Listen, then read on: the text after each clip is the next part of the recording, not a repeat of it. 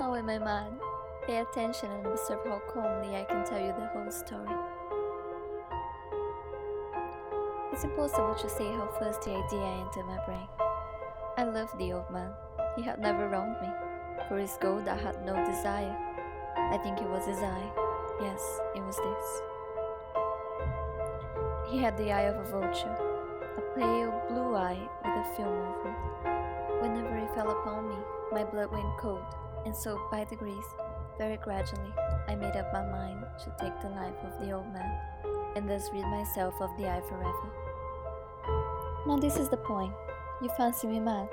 I was never kinder to the old man than during the whole week before I killed him. And every night, about midnight, I turned the latch of his door and opened it, oh, so gently. It took me an hour to place my whole head within the opening, so far that I could see him as he lay upon his bed. And then, when my head was well in the room, I undid the lantern cautiously. And this I did for 7 long nights, but I found the eye always closed. Upon the 8th night, I was more than usually cautious in opening the door. Perhaps he heard me, for he moved the bed suddenly, as if he started. "Who's there?" When I had waited a long time, I resolved to open a little crevice in the lantern. So I opened it until, at length of a single dim ray, like the thread of a spider, shot from out the crevice and fell upon the vulture eye. There came to my ears a low, dull, quick sound. It was the beating of the old man's heart. It grew quicker and louder every instant. I thought the heart must burst. The sound would be heard by a neighbor. The old man's hours had come. With a loud yell, I threw open the lantern and leaped into the room. He shrieked once only. The old man was dead. His eye would trouble me no more. I then took up the planks from the flooring of the chamber, and then deposited all between the scantlings. There was no blood spot.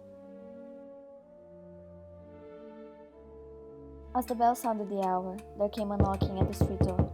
There entered a man, officer of the police. A shriek has been heard by a neighbor during the night.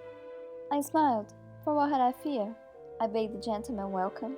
The shriek, I said, was my own dream. The old man, I mentioned, was absent in the country. I took my visitor all over the house. I led him at length to his chamber. I brought chairs into the room and placed my own seat upon the very spot beneath which reposed the corpse of the victim.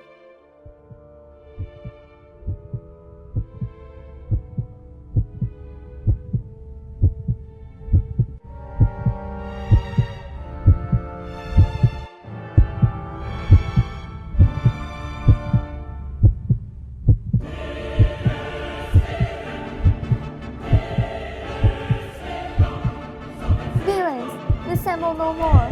I admit the deed. Tear up the planks. Here is the beating of the hideous heart.